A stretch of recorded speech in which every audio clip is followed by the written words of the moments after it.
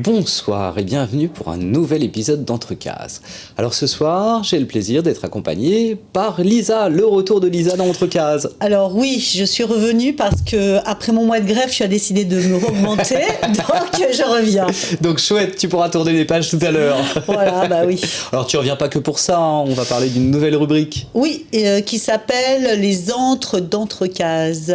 Eh ben voilà, ça va être comme ça qu'on va démarrer le programme. Alors ok. après, on ira faire un petit tour à Montargis pour parler de l'association Artemisia et les 10 ans. Et puis, on ira rencontrer un auteur qui s'appelle Pac-Man. On fait une petite pause et puis on se retrouve.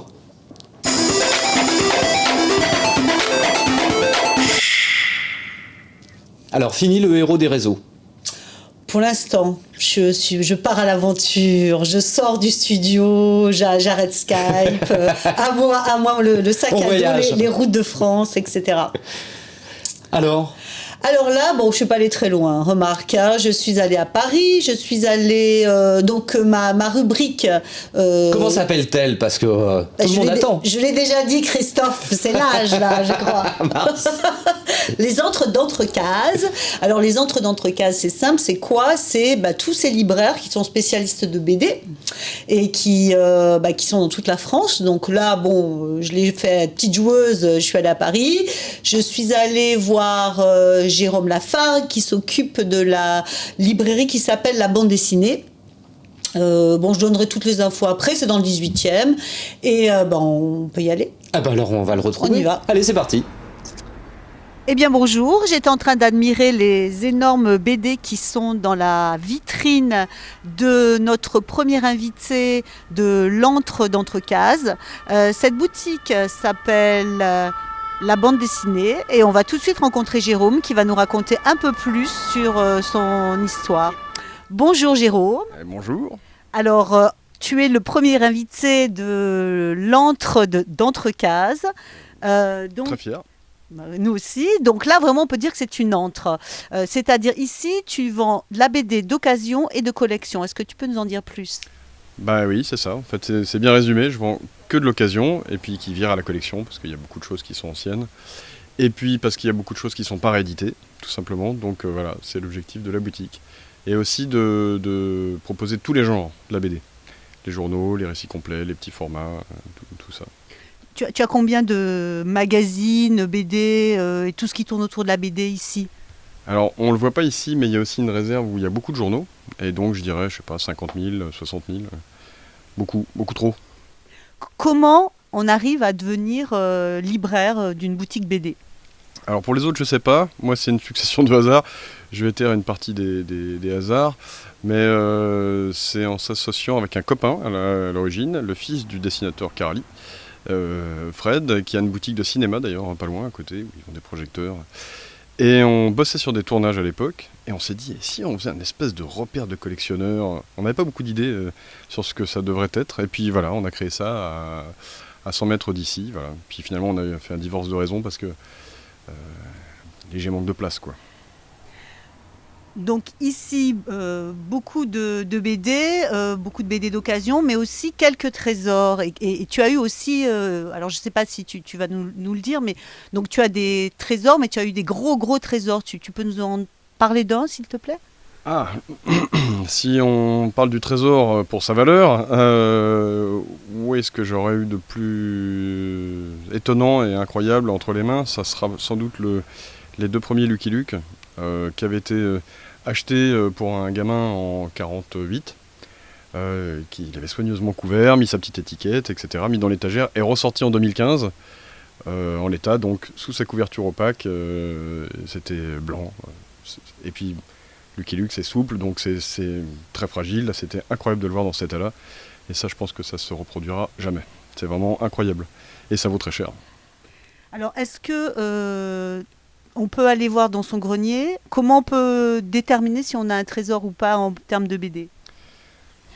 En fait, on peut difficilement, sauf si on est collectionneur soi-même. Mais par contre, En fouillant, quand on tombe sur quelque chose d'ancien et en bel état, déjà c'est un indice. Si en plus, c'est quand même. Mais il y a des choses pas très connues. Là j'en ai un que je vois d'ici qui est le totem du vieux cerf de Gerville. Là. C'est pas connu du tout, mais quand on le trouve en bel état, ça vaut cher. C'est difficile à trouver. Donc on a souvent des trésors qui nous surprennent. Beaucoup de gens m'amènent des Tintins, une malle de Tintin en disant bon, on vous apporte notre trésor. En fait, Tintin, dans les années 50, c'était des tirages énormes, tout le monde en a chez soi et ça vaut pas forcément cher. Mais en dessous, il y avait autre chose que des Tintins, et là c'est moi qui leur ai expliqué ce que c'était et que ça valait beaucoup plus cher que leur Tintin un peu défraîchi.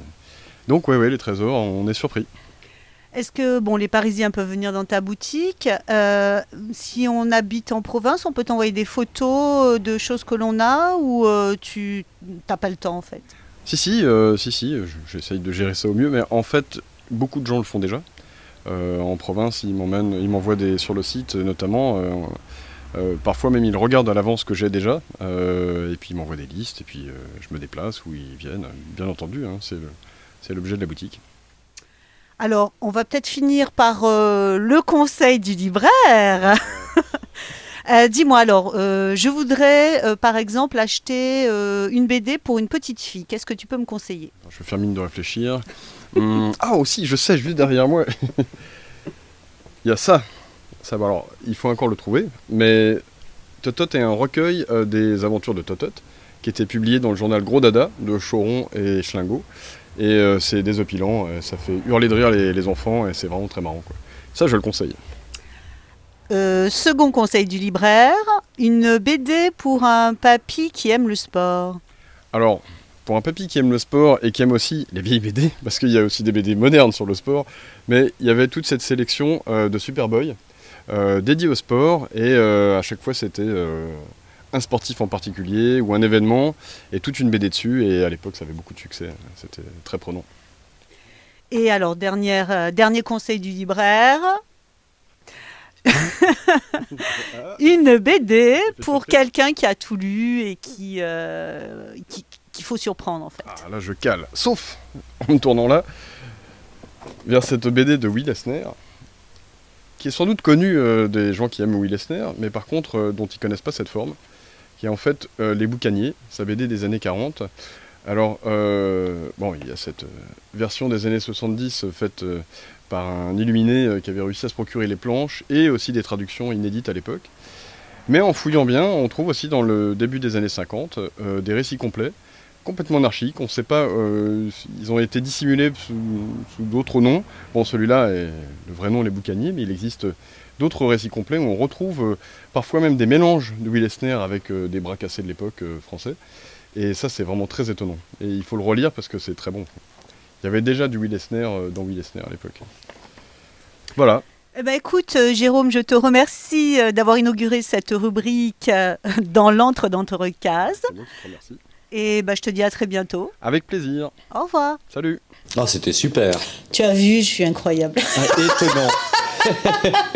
Non, mais c'est surtout Jérôme qui est vraiment remarquable. très, on peut sympa. le remercier pour son accueil parce que c'était un vrai plaisir. Oui, très sympa. Donc, je redonne quand même les coordonnées de sa boutique. Elle s'appelle La Bande des Plus Loin Ciné.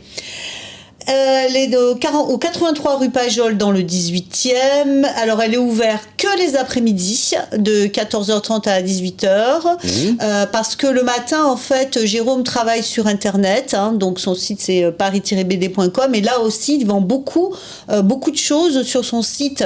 Donc, pour les gens qui n'habitent pas Paris et qui ont envie d'acheter des BD anciennes, parfois même de collection, ils peuvent se brancher sur son site. Directement se brancher sur le site. Et d'ailleurs, j'ai une petite annonce à passer. Donc, amis libraires de province, écrivez-moi, je viendrai vous voir. Voilà. Oui, on a déjà prévu avec Benjamin, là je lui ai demandé des billets pour l'outre-mer, c'est ça? Tu m'as dit qu'il y avait des librairies sympas là-bas. Et après, la troisième, c'est le Japon en fait. Alors, à quelle adresse il faut t'écrire, Lisa? Alors, j'ai plusieurs adresses. Donc, notamment, on peut aller sur mon Facebook, Elisabeth Roman. Voilà, j'ai donné mon nom. Ah, très et bien. sinon, Twitter, @Lisadol, Lisadol. Bon, voilà. ben voilà, on invite donc nos amis libraires à écrire à Lisa pour qu'on aille faire un petit tour. Alors, je te propose qu'on marque une petite pause et puis qu'on aille se promener en province d'ailleurs, à Montargis. Ok.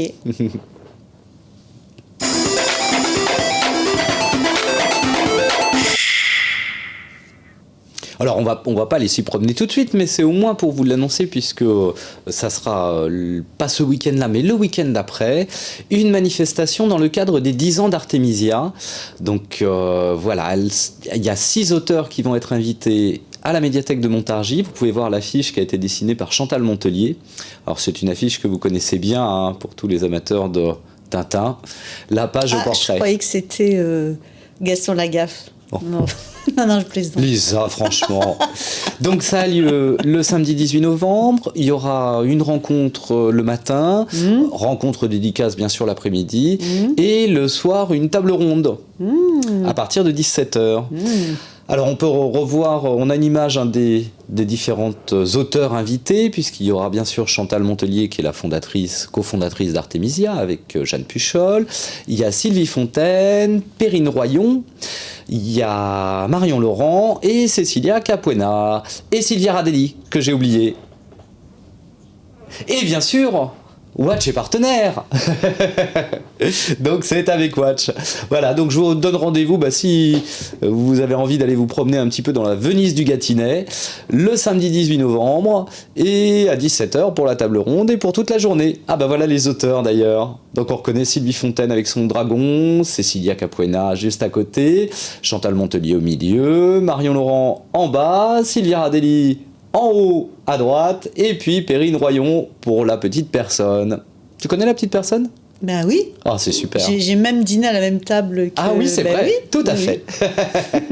Donc voilà, je vous donne rendez-vous le 18 novembre à la médiathèque de Montargis à partir de 10h.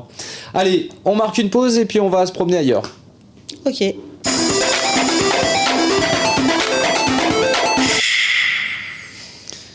Alors, il est sorti il y a un petit moment, mais j'ai eu l'occasion de le rencontrer, c'était assez marrant. Pac-Man, c'est aux éditions Les Iconovores. Non. Non, Ah bon. mais c'est pas presque le ça. Pac-Man. Donc, dessinateur de presse, mais on va le laisser parler, comme ça il va nous raconter. Allez, c'est parti, en route avec Pac-Man. Pac-Man, bonjour. Bonjour.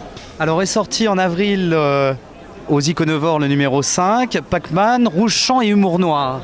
Oui, exactement. Il est sorti au mois d'avril, en même temps que le numéro 6 qui était Willem. Tout à fait. Voilà. Alors c'est un recueil de dessins, des différents dessins que vous avez pu faire dans la presse ? C'est un recueil de dessins qui couvre une période de 8 ans, en gros, Oui. parce que j'ai commencé en 2008 à dessiner, fin 2008, pour Ciné Hebdo à l'époque, Ciné Hebdo. et Bakchiche, Ah, et Bakchis, oui, tout à point fait. info, et après Bakchiche Hebdo.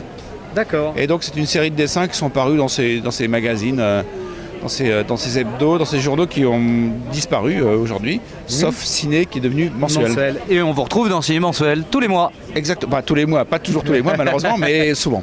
Mais souvent. Voilà. D'autres projets ? Des projets, oui, j'ai beaucoup de projets, notamment des expositions, notamment des ateliers. Je fais des ateliers, dessins de presse pour la ville de Paris, pour des étudiants. Des projets, oui, des projets d'édition, bien sûr, des projets de prospection pour d'autres journaux. Oui, j'ai plein de projets. Il faut toujours avoir des projets, de toute façon. Donc là, pour l'instant, il n'y a que Ciné Mensuel, actuellement ? Pour l'instant, oui. Effectivement, il y a des dessins qui traînent un peu sur le net. Hein. Oui. Mais bon, c'est autre chose. Hein. C'est des blogs, c'est des... Oui, vous avez un blog. Non, pour l'instant, non. Non, non, pas. Bon, ça va venir. Ah, il faut, c'est indispensable. Pas forcément, pas forcément. Pas forcément. Parce Est-ce que ça a changé justement, ces réseaux sociaux, etc., pour faire passer des idées, publier des dessins ? Est-ce que c'est quelque chose que vous utilisez beaucoup ? Alors moi, quand j'ai commencé en 2008, j'ai commencé directement sur Bakchiche. Ça s'appelait Bakchiche.info. Et c'était un site, un site pure player à l'époque. C'est un des premiers sites pure player avec Mediapart. Il y avait Mediapart, il y avait 89 et Bakchiche. Ouais. Bakchiche se voulait à l'époque le concurrent sur le web du Canard enchaîné. Et j'ai commencé effectivement moi dans des pure players, dans ce pure player donc dans ce magazine web.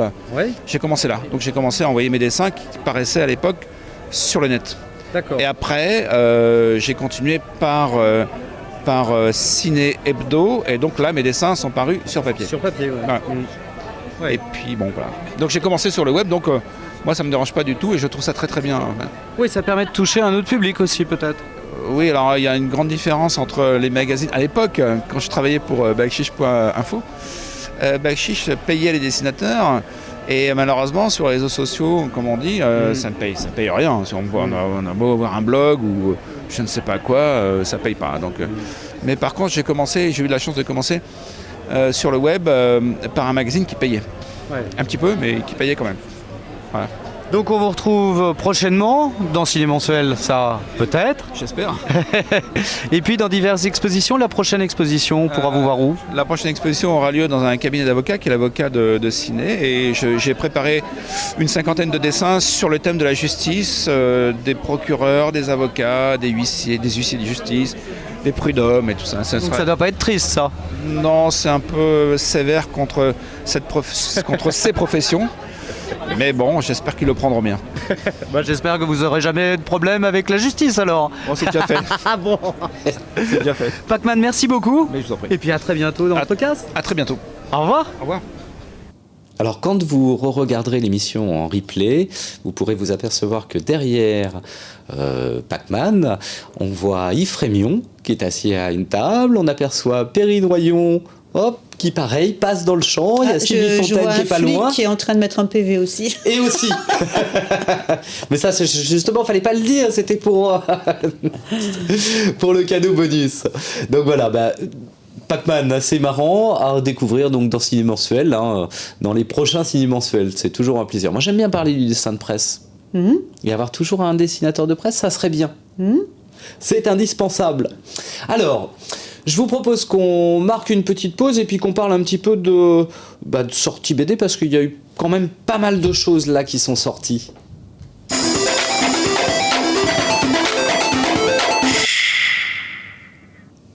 Alors tu as d'ailleurs un livre jeunesse à nous présenter, mais avant que tu nous parles de ce petit livre, j'ai une petite lectrice là qui me parle de BD à chaque fois.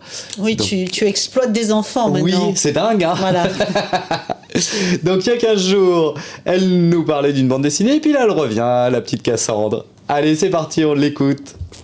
Bonjour à tous. Aujourd'hui, je vais vous parler de 2 BD parues chez Bambou. La première, Mécops, la deuxième, Kat et son chat.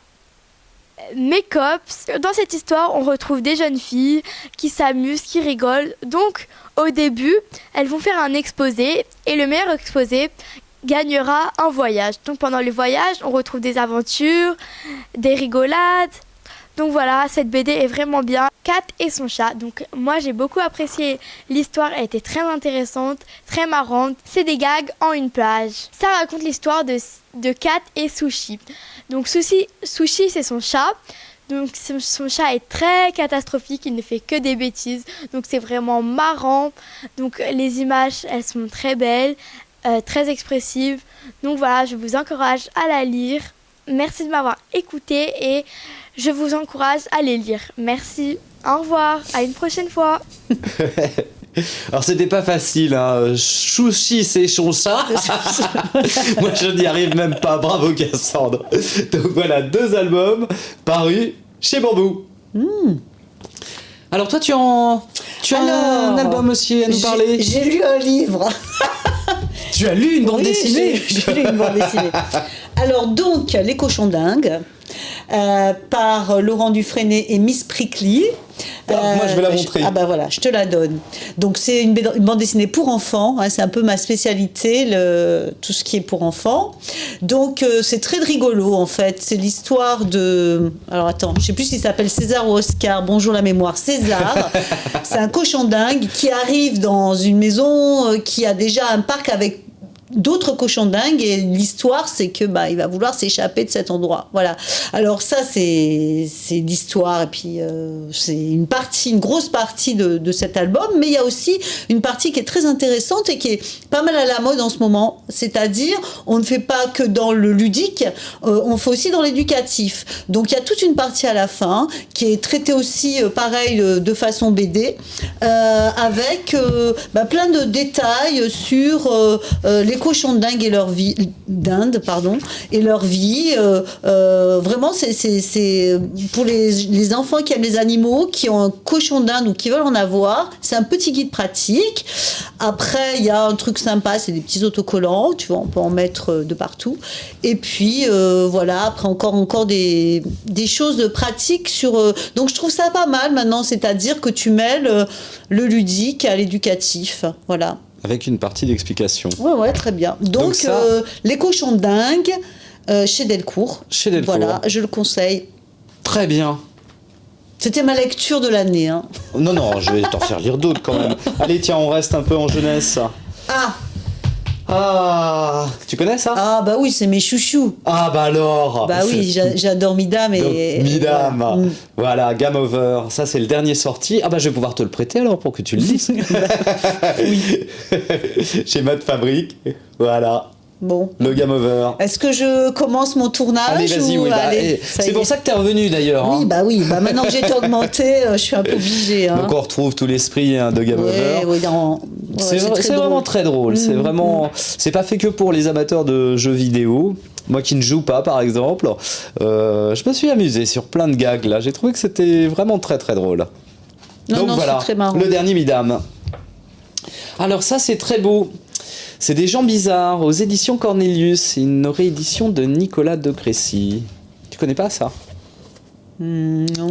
C'est chouette. Alors un petit texte et une petite illustration. Et de Crécy, les illustrations sont superbes. Est-ce que c'est de la BD? C'est de l'illustration. Ah oui, c'est pas de la BD. Non, c'est de l'illustration. Nicolas de Crécy fait de la bande dessinée, bien sûr. Hein. Mais là, on a un petit personnage. Illustration. Ouais. Hop. Voilà. Ouais, on le voit mieux à l'écran. Ah mais alors là je vais m'en prendre au réalisateur, la caméra a bougé. Hein. Le bras n'est plus à la même longueur, ça se négocie aussi. Que de revendications tout de même. Écoute, oui. Hein. Donc ça c'est chez Cornelius, vraiment un joli petit album. Je vous le conseille vivement. Alors ça c'était très très chouette. C'est paru chez Grand Angle. Alors, Kéla Guyot et Maurice avaient déjà été bien reconnus pour Facteur pour femmes. Et ça, c'est L'île aux remords. Très intéressant. Alors, ça parle de... D'une île? Non, mais l'île, ça arrive après, en fin de compte. C'est des retrouvailles d'un fils et son père, fils médecin, qui étaient partis dans toutes les colonies. Donc, un peu avant la décolonisation, et le rapport est étonnant. Il y a toute une intrigue justement sur les origines de ce personnage qui est docteur, très très émouvant. Vraiment, si tu lisais de la BD, je te le conseillerais. Je peux pas le dire. Non, c'est vraiment très très bien ça. Les dessins sont très beaux, et puis vraiment l'histoire est émouvante, attachante. Non, bravo, c'est un bel ouvrage ça. Alors Léo Loden, moi ça faisait longtemps que j'avais pas lu du Léo Loden. J'adore Serge Carrère, son graphisme est exceptionnel. Et puis là j'ai retrouvé un Léo Loden au temps d'Astérix. Alors j'étais un peu surpris, mais c'est assez étonnant. Voilà. Ah oui, effectivement. Alors on retrouve bien Léo Loden, on retrouve bien son oncle locaux, mais on est au temps d'Astérix. C'est étonnant. Alors c'est chez Soleil. On dirait la femme du... Bonne Mine. Bonne Mine, on dirait là, tu vois. Bonne Mine ici. Non mais... Voilà, on retrouve tout un esprit avec... Ah oui, non mais c'est surprenant. C'est un peu du Moi, ça faisait très très longtemps que je n'avais pas lu du Léo Loden, et c'est surprenant. Bah oui. Donc c'est toujours une enquête policière, hein, puisqu'il continue à être privé, ce cher Léo Loden. Mais à la fin, il y a une dernière page, il se je n'en dis réveille. rien. Tu sais, c'est le twist classique. Alors, chez Soleil, donc Léo Loden, et puis là le tome 2 de Vidocq. Voilà, l'histoire de Vidocq et Javert. Donc ça, pareil, à découvrir. Tiens, je te laisse Vidocq. tourner les pages. Personnage de légende, ce Vidocq. Ouais. C'était Claude Brasseur qui le faisait à la télé, non? Non, c'était Je ne pas sais lui. plus. Il me semble, non? Ou Je délire. ne sais plus. Ou Dans la délire, série, peut-être. je ne sais plus. Alors ça, c'est chez Dargaud, l'air de rien, Aude Picot. Alors c'est des petits gags, là, anecdotes sur les petites choses de la vie, les petits bugs. Hop. C'est une histoire. Donc ça, c'est chez Dargaud. Non, c'est des petits gags. Ah oui, c'est des petits gags. Voilà, des petites choses qu'on peut retrouver. Non, c'est étonnant ça. Ah voilà quelques images à l'écran. Aude Picot. J'aime bien le graphisme. Ouais, c'est chouette. Le graphisme d'Aude Picot, c'est très très chouette. Mais tu peux continuer pendant Ah oui, que je continue. Mais non, mais je te laisse tourne, feuilleter tu les sais. pages, puisque t'es là pour ça. Bah oui, justement. Alors Marcello Cantanilla, eh bien on l'avait découvert avec un prix d'ailleurs à Angoulême pour Tungsten. Là, il revient avec l'Athénée. Alors ça, c'est surprenant. C'est d'après un roman de Raoul Pompeia et c'est aux éditions Ça et Là. C'est une pension, un collège là. Et waouh, c'est dur. Et ça c'est un trait complètement différent de ce qu'il avait pu faire sur Tungsten. Ça vaut le détour. Mais c'est quoi? C'est C'est genre les Thénardier ou un truc comme ça? Parce que ça fait peur cette couverture. Ça fait peur. Ah bon? Non, on est dans Alors, je vais voir si ça une fait peur. école là. Ah ouais, dis donc. Ah ouais, rien c'est, que le graphisme, il fait un peu peur. Alors, On sent l'ambiance. heureusement, j'ai des sources. Vidocq, c'était bien Claude Brasseur en 71. Ah ben Bravo. voilà. Merci Benjamin. Non, mais écoute un petit peu de culture. Oui, c'est bon bah pour tout le voyons. monde. Comme si la bande dessinée, c'était pas de la culture. Mais qu'est-ce qu'il faut pas entendre? Non, mais je dis pas ça. Mais on peut être multiculturel. Alors, aux éditions Locus Solus, un album sans phylactère et sans texte, à lire dès la maternelle. Ça s'appelle Rendez-moi Céleste. Ah. Mais pourquoi ils ont mis un titre alors s'il n'y a pas de texte? Hop, on continue. L'acteur. Alors, chez Glénat, Lacrima Christi, le triangle secret. On poursuit dans l'aventure. Chez Glénat aussi, les liaisons dangereuses, ça on connaît. Une nouvelle adaptation, très très réaliste. Millième adaptation. Voilà. Ça c'est très beau. C'est Dave McKean, Black Dog, les rêves de Paul Nash. Paul Nash qui était un artiste qui a connu la guerre de 14. Très très... Très belle couverture. Très belle couverture, le graphisme est étonnant et waouh, Fais voir. impressionnant. Oui, ça tu peux le montrer. Écoute, excuse-moi, j'étais augmentée, Eh oui. donc c'est un petit peu pour que je fasse un truc. Giacomo, c'est Retour à Venise, Dufaux et Griffo. Ça, c'est chez Glénat aussi. Ça, les gens connaissent. Impressionnant, le graphisme. Ouais, c'est assez marrant la mise en page aussi. Le graphisme, on est un peu hors les... Ouais, autre chose. Mhm. Alors, dans l'antre de la pénitence, c'est le dernier que je vous montre, chez Glénat aussi. Ça, c'est à découvrir, un thriller déjanté. Et pour l'enfer, quand même, je vous en parle. Ça, c'est chez Dynamite. Et c'est Giovannissima, le tome 4. Ça, c'est pour toi, ça. Pour découvrir la BD.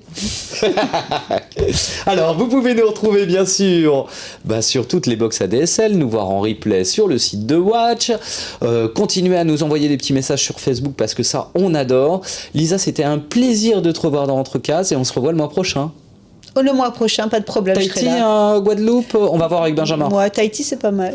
Merci Benjamin, Au revoir. bonne soirée à vous tous et à très bientôt. Le hashtag, bien sûr, Entrecases BD aussi sur Twitter. Allez, au revoir.